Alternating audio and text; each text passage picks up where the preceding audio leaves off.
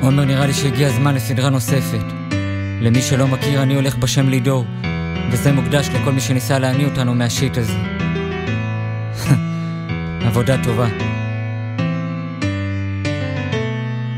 לא צריך ייעוץ מאף אחד, תגיד להם שהניחו לי. אני אעשה את מה שאני מוכרחת שתגבר על מה שתציב מולי. ואם אין ברירה אני אמות גם תוך כדי שאני עושה את זה, אבל דבר אחד בטוח, אני לא אתבזבז על שום תפקיד שולי. במשהו שלא בחרתי מלכתחילה, אנשי מלאכה יביעו הערכה לרווחה שאני מביא לה. מעבר לזה מה שיהיה יהיה, פרנויה די, אני בונה את עצמי במו ידיי ונותן את כל מה שיש לי. אז מה מניע אותך? האם זה כסף, שליטה, להיות הכי פופולרי, לשלוט באקלים של הכיתה, להביא את הכי סקסית, להשקיף את במיטה, רק בשביל להתרברב אחר כך מול כולם שהיית איתה? אתה רחוק?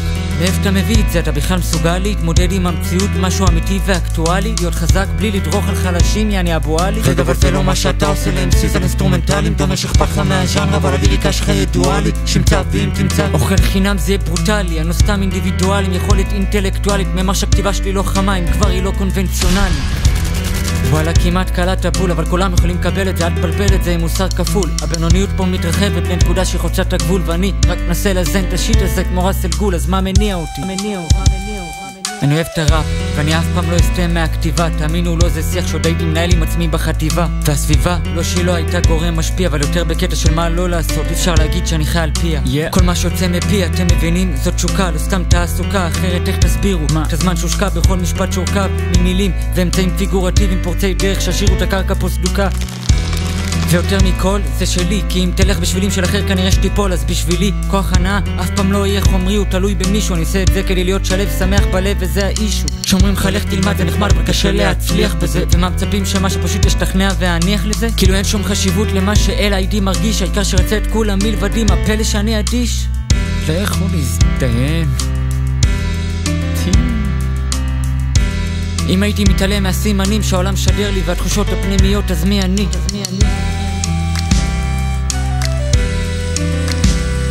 תחשבו על זה רגע.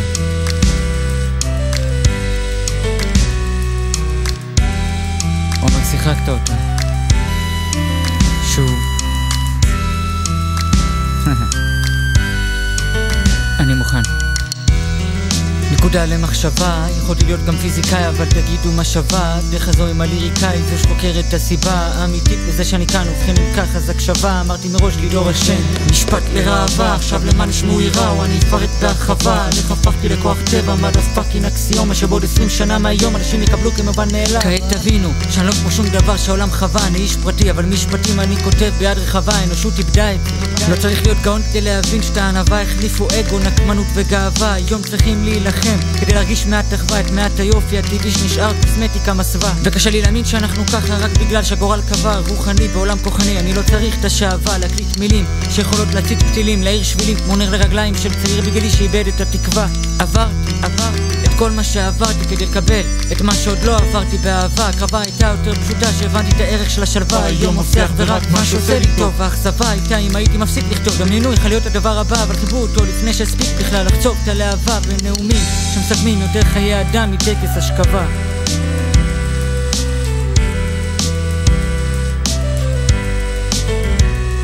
נראה שאין כאן עוד הרבה שחושבים כמוני, אז אני לא מתכוון להיכנס לתוך הבטן של המפלצת. מיקרופונים אני דורך אותם, מתייחסת אל הדברים פה כפי שהם, עם אותו הרב שהפכתי למי שאני, עקרון ולהידהם. חושב שיש מחסום כתיבה בכל העולם הגדול כולו, בתוך גבולות היקום מחוץ לו, בגבהים ובמצולו, שיכול לגרום לי להירתע. יש לי חדשות בשבילך, הוא לא מכל הזנים שנכחדו בחיים, אני ראשון לעמוד מולו, עם חרוזים ומטאפורות, משחקי מילים, משמעויות כפולות שמתרכזים לתוכן ספור מולקולות, יכולות סגולות, בפלואו שוטף סוחף דוחף גורף ולא משאיר מקום ספק, לא שומע לאלה שלא חשים את מילות השיר.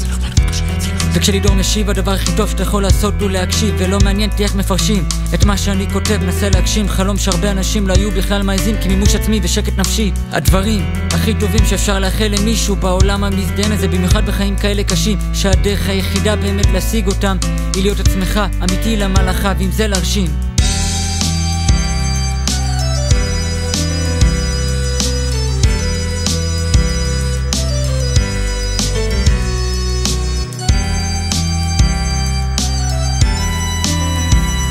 אז הנה אנחנו סשן ראשון, שני, שלישי, רביעי, חמישי, וכעת השישי, עוד כמה כאלה וכבר לא תוכלו להישאר אדישים.